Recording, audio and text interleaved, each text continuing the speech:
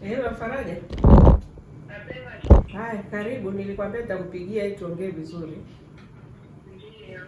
Sasa mimi nimepata simu kutoka Maendeleo ya Jamii. Nikaambiwa kuna dada yako wa Dada Center anapitia ukatili. Imekuwaje? Ni ukatili gani unapitia?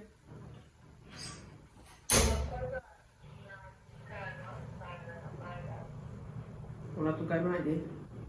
Yaani ameshaniambia kahaba, alafu kwa ukipiga simu anataka kupokea, na sasa kuna kamera, akapiga nimeenda kupokea, akaniambia hiyo simu unapoiweka kama anapiga dada yako, nikanyamaza. Lakini siku nyingine pia alipiga, nikawa nimechelewa, ingekuwa inatumika, akaniambia tena unaongea na mawaya zako, lakini hiyo si mpumbavu, mtenge mara nyingi tu wanafanyia hivi.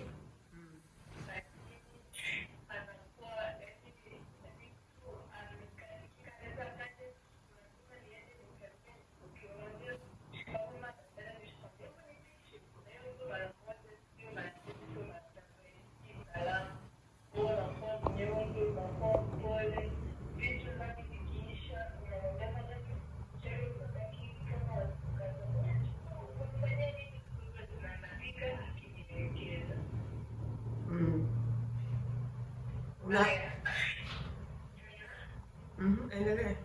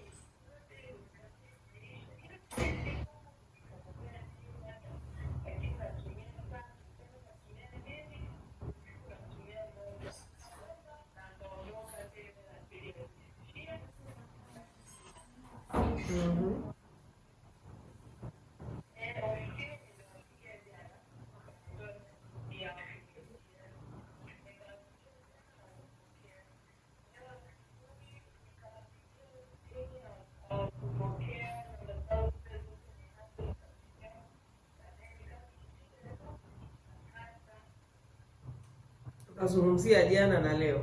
Tupige simu ofisini.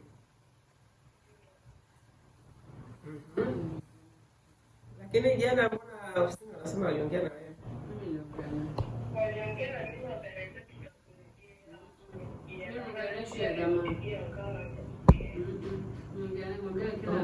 Wewe umesema una muda gani kazini? Miezi miwili. Sasa kwanza inaonekana hizo changamoto sio za jana. Yaani bosi hiyo kukutreat vibaya kwa hayo maneno ambayo amekuwa akikutukana. Inaonekana sio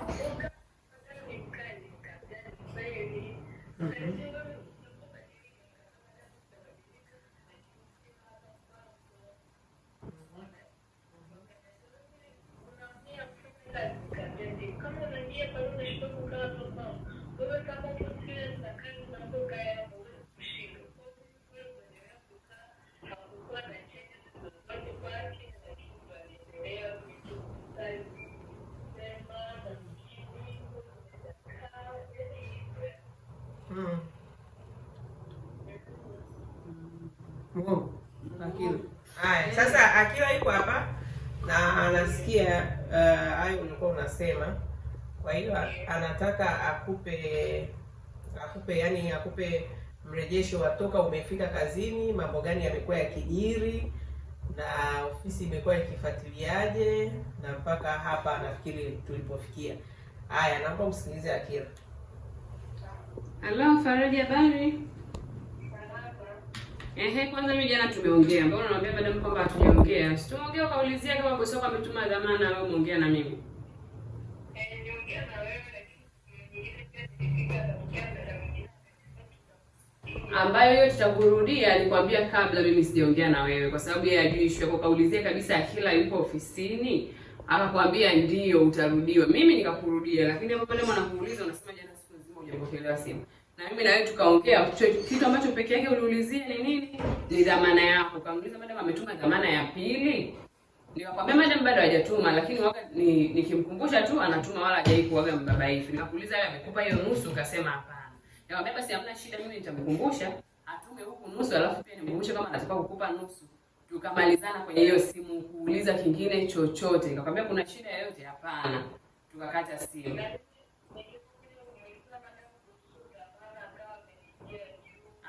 Yaani sasa kabla hatujafika huko, tusiende huko kwenye baada ya wewe kuja kumuuliza madam. Kwa sababu kwanza mimi nilikwambia mimi ndo nitaongea naye, nitamwambia akulipe nusu huko atume nusu. Lakini wewe sasa hivi unaongea na Madam Joyce, unamwambia kwamba jana umepiga simu hujapokelewa, ukaambiwa utarudiwa hujarudiwa. Yaani kwanza tu ni uongo kwa sababu mimi nimeongea na wewe. Uliambiwa utarudiwa na mtu mwingine, mimi nikaja kukurudia na tukaongea jana. Kwa sababu hiyo Faraja inaonyesha kwamba hawa hawafanyi kazi. Yaani anasikia Faraja? Mimi unanijengea picha kwamba hawa akina Akila tunaweka ofisini lakini hawahudumii nyie vizuri. Lakini kama sasa ulipiga simu ukaongea na dada mwingine ambaye hajui issue yako na ukamuulizia Akila na baadaye Akila akaja mkaongea, kwa nini unaitengenezea mazingira waonekana wafanye kazi? Hiyo ni shida, kwa sababu mimi tayari nishaanza kuona kwa nini hawahudumii nyie vizuri. Wasi wakawa wanaweka nguvu sana za kuhudumia mabosi, alafu nyinyi ambao mnaenda kufanya kazi hawahudumii vizuri. Hiyo mimi kwangu ni shida, sio kwangu tu. Yaani sisi kama viongozi wa mradi huu hicho kitu hatuwezi kukubaliana nacho. Ndio maana yani inabidi uwe tu mkweli. Kama uliongea na watu wa ofisini na Akila anachosema mliongea na mliongelea issue ya dhamana tu na akakuuliza kuna shida nyingine, hukusema kuna shida. Lakini unaponipigia unalalamika kama vile hujahudumiwa. Yaani umepiga simu tu akwambia watakurudia na hawakuturudia. Sasa hiyo kitu picha haikai vizuri. Sawa, ambayo wewe ukaja kupiga simu leo. Sasa kabla hata hatujafika leo, maana yake kwa jana hiyo kwanza tumeiweka sawa. Mimi nilikupigia tukaongea vizuri, baada ya wewe kuambia kwamba utarudiwa nikakurudia tukaweka sawa swala la dhamana. Mpaka jioni nikaongea na bosi wako akasema kwamba sawa atakulipa nusu then kwa atatuma nusu. Kwa hiyo swala la wewe jana kupiga simu tayari nadhani liko sawa. Wewe umemdanganya madam. Aya, cha pili, umefika kazini Faraja, ulienda kazini siku ya tarehe 20 mwezi wa kwanza. Lakini ulipofika tu kabla hata hujamaliza wiki, bosi wako akalalamika sana kwamba hivi kweli huyu dada mlionipa ndio smart dada. Na unakumbuka hata kwenye last contract uliomaliza ambayo ulikuwa unalipwa 200,000, feedback zako kutoka kwa bosi japokuwa ulimaliza contract alisema tuongee na wewe kwa sababu uwezo wa kufanya kazi unao, ila tu unatakiwa wewe unakumbushwa na tukakuuliza hapa wewe unaweza kwenda level ya smart ya 300,000. Ulikaa kituoni nadhani muda mrefu, kati ya wadada ambao walikuja hapa wakahudhuria training zetu kwa muda baada ya kumaliza contract wewe ni mmoja kati yao. Na baadaye kwa hapa kituoni ukaonyesha kweli ni mtu ambaye unaweza kujiongoza, unaweza kujiongeza, unafanya majukumu yako kiasi ya kwamba ukatushawishi sisi kuweza kukupangia level ya juu ya 300,000. Lakini ulipofika tu kazini kitu ambacho ulikuwa unakifanya, feedback kaka tarehe 2 mwezi wa pili, madam alipiga simu. Tena sio yeye tu ndo alipigiwa. Hapa ilikuwa tumeshafanya follow up ya wiki ya kwanza, akasema ngoja tumwangalie bado kuna vitu vingi ndo namuelekeza vya nyumbani kwangu. Lakini tarehe 2 madam akapiga simu akawa analalamika sana kuwa wewe una kiburi, dada ana kiburi, anadharau, anatumia muda mwingi kuongea na simu. Usiku kucha anakesha akiongea na simu. Asubuhi anachelewa kuamka, hayuko makini na watoto, hayuko tayari kurekebishwa. Tulimwambia atupe muda ili tuweze kuongea na wewe alafu sisi tutamrudia. Hiyo ilikuwa ni mwezi wa pili sasa. Tarehe 2 madam ndo alipiga simu. Alafu tarehe 3 mwezi wa pili tuka note pia kwamba tumeongea na dada Faraja leo tarehe 3 mwezi wa pili. Ukalalamika kwamba madam ni mkali sana. Wewe sasa ulikuwa hizo feedback zako kwamba wewe unatumia sana simu, usiku kucha unaongea sana na simu. Yaani nimekupelekea asubuhi unashindwa kuamka kwa wakati kwa ajili ya kuwahudumia watoto, lakini pia haukuwa na muda na watoto. Mpaka madam amewahi kutuma video, picha ya dada yuko sebuleni, yuko busy na simu yake, mtoto amelala hapo hajafunikwa, ni jioni hivi na sasa na Arusha pia kuna baridi. Lakini dada amekaa. Tuna picha huku ya dada huyu. Madam alishare screenshot kwenye CCTV camera akatutumia. Dada huko sebuleni na mpaka nikakwambia kwamba tuna picha yako. Wewe huna muda na mtoto. Yaani mtoto akitoka shule mtoto akae huko, wewe uko busy na simu yako. Tukatumiwa hiyo picha, tukakupigia, tukakwambia na ndio leo kaanza sana wewe kuona kutafuta excuse. Ukasema mimi pia hapa pamenishinda, bosi ni mkali sana naondoka. Tukakwambia bosi amekuwa mkali bila sababu. Mimi nilikuuliza, kuna mtu anaweza kuwa mkali kwako tu kakugomeza bila sababu, wewe unafanya majukumu yake? Mmoja wewe ukaniambia hapana. Ukanisisitiza kwamba kila mimi bora tu niondoke, aidha mnipange, bora niko tayari kushushwa tradition. Nikamwambia ukirudi hapa, maana yake hiyo level ya smart wewe huiwezi. Hatuna tena ile mshahara 200. Ukija tu Dada Center tunakupeleka traditional 1,500. Faraja akasema mimi niko tayari kuja kupangwa kwenye 1,500 kama tradition. Tukakubaliana, nikamwambia sasa utaratibu wewe umeshindwa hiyo level, ulishaenda huko kwa gharama, lazima utume nauli ya dada mwingine kituoni. Akasema sawa. Ni mimi nimekubali kituoni. Kama utaratibu nikamwambia wala hamna shida, wala hamna kesi. Wewe utaondoka utarudi kituoni, tutapangwa level ya tradition. Tena hapo ni kama tutaona kama kweli hata hiyo level yetu ya tradition pia utaweza kumhudumia mteja wetu. Faraja akakubali kuja kupangwa traditional. Tukamaliza kabisa, nikampigia madam, sasa hamna shida kwa sababu huyu ameshindwa kukidhi vigezo vyetu sisi vya smart dada. Bado tuna nafasi, tunakupa mtu ambaye anaweza kukuhudumia kama smart. Huyo arudi apangwe traditional dada, kwa sababu kama ni mtu wa kuelekezwa hawezi kufanya kitu bila kuambiwa, maana yake huyo ni traditional. Au hata pengine hajafikia traditional zetu. Nikamwambia madam akasema sawa kama mmeshampa utaratibu. Sasa baada ya mimi kuongea na yeye, tumemalizana nauli kila kitu. Akamtafuta madam, sasa akaongea naye. Akamuomba madam msamaha, akamtafuta sio na saa, nadhani saa mume sasa wa madam wakaongea wote watatu. Walipoongea akaomba msamaha sana kama madam, mimi uwezo wa kufanya kazi ninao, naweza kufanya kazi. Mpaka huyo saa akamwambia wewe Faraja una akili sana. Kwa sababu kwanza ni amesoma huyu, amefika mpaka chuo. Akamwambia wewe akili unazo, kwa nini unashindwa tu kujitumia akili zako kupanga ratiba zako ukafanya kazi? Hakuna mtu atakayelumbana na wewe. Akaomba msamaha na akaahidi kwamba mimi nitabadilika. Tena akamwambia madam mwenyewe, Faraja utaniambia. Akamwambia madam, naomba siku 7 tu kuanzia leo.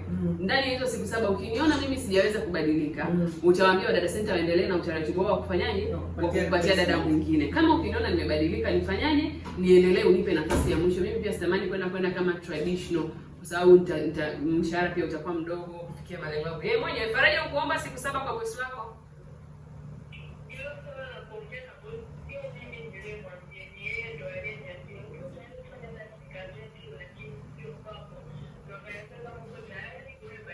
Sisi tutampigia hapa bosi wako Faraja kwa sababu siku ile uliomba msamaha mimi nilikurudia. Bosi wako alinipigia tu simu. Maana madam baada ya kufanya conversation na dada akanipigia kila dada ameniomba kweli msamaha, amesema kwamba anaweza kufanya kazi. Na hata hivyo Mr. naye amesema dada ana akili, huyu akiamua kuzitumia na akafanya kazi akawekeza, ana uwezo wa kufanya kazi mkubwa tu.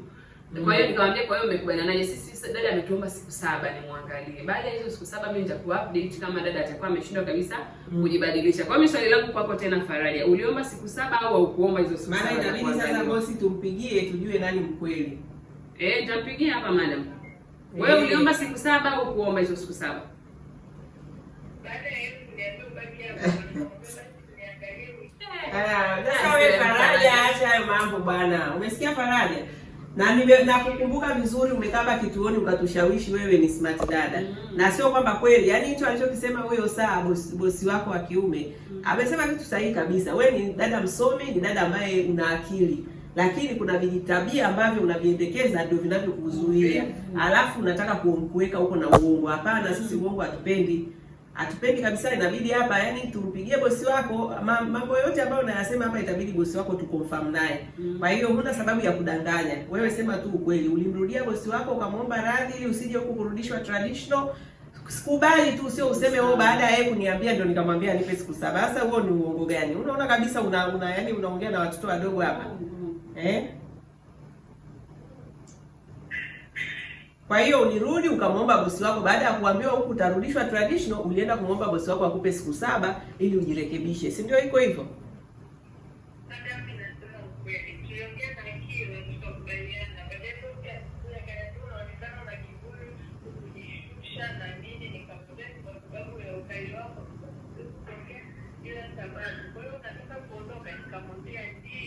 wakaniambia una nia ya kufanya kazi na malengo wakaniambia kama una nia na una malengo naomba kufanya kazi hapa na ubadilike. Nikamwambia sawa, naomba sawa uniangalie kama sitaweza nitoke. Wakaniambia sawa, kama utabadilika badilika lazima. Nikamwambia sawa. Hello madam. Sasa inabidi tukonfirm hicho kitu na madam. Salama madam, unaendeleaje? Sasa tunaongea hapa na dada Faraja. Naona mkurugenzi alipigiwa simu kutoka kwa watu wa maendeleo ya jamii. Kwamba dada ameshtaki anafanywa ukatili nyumbani kwako. Kwa hiyo sasa tumepiga simu na yeye hapa anasikia, kwa sababu nilikuwa nampa feedback zote. Sisi waga tuna record kila kitu ambacho kinatokea kazini kuanzia alipofika Faraja. Kwa hapa tulikuwa tunaongea naye. Sasa tunaomba utoe ushirikiano wako, na yeye hapa anakusikia, tumeweka kwenye simu. Kwa sababu kuna vitu ambavyo anavisema. So family ninavyokumbuka ni tofauti na namna ambavyo nimevirekodi, pia ni tofauti na anachokisema sasa hivi. Kwa hiyo na wewe tunataka uongee hapa ili tujue nani ambaye ni muongo na nani ambaye anasema kweli. Sasa kuna kipindi kile mwanzoni kabisa dada akiwa na kama wiki moja na siku kadhaa uliripoti ukasema kwamba dada ana kiburi sana na ni traditional kwa sababu ni wa kuelekezwa kila kitu. Hawezi kufanya kitu bila kuambiwa. Alafu baadaye tukakubaliana nikakwambia basi huyo dada hajafikiri vigezo vya smart. Kwa hapa kwetu alituonyesha, ndio maana tukamleta kwako, lakini kama ameshindwa kudeliver hamna shida, wewe utabadilishwa. Nikampa utaratibu, tukakubaliana kwamba atatuma nauli ya dada mwingine, alafu yeye atarudi atapangiwa traditional dada. Alafu baadaye ukanirudia sasa, kwa sababu tulikuwa tumeshafunga mazungumzo kwamba wewe unaandaliwa replacement, alafu dada anapaswa kuondoka.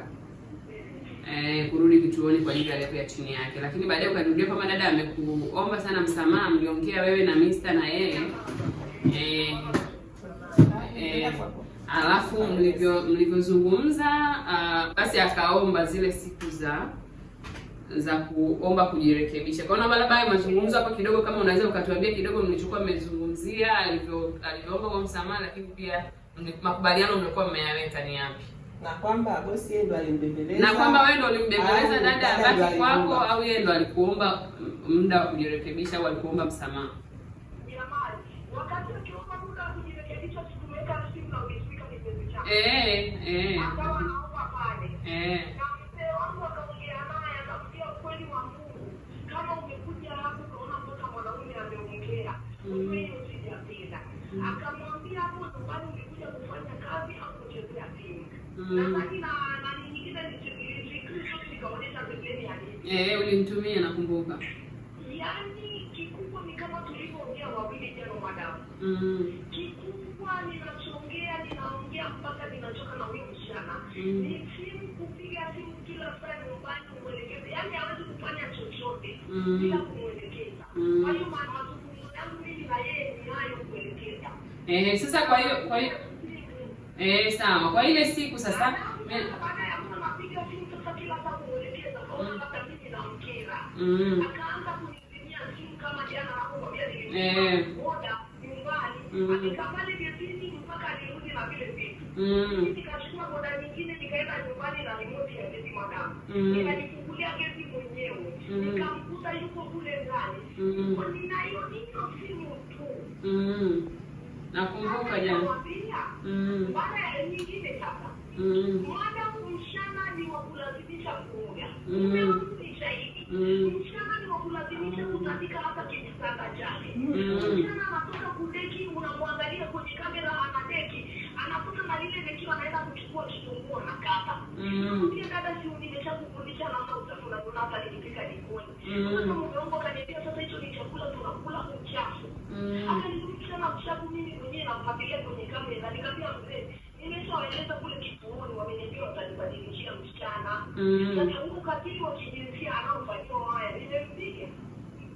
Alinyima chakula. Hapo anafika tena anakuambia anasema hata ya kumwambia mtoto wangu kula. Yuko hapa. Wala huyu dada, nirudi tena nimemwambia. Na hata leo spika amka kaniambia na watafuta kituoni. Hawapokei simu zangu, nataka niwaambie naondoka. Nikamwambia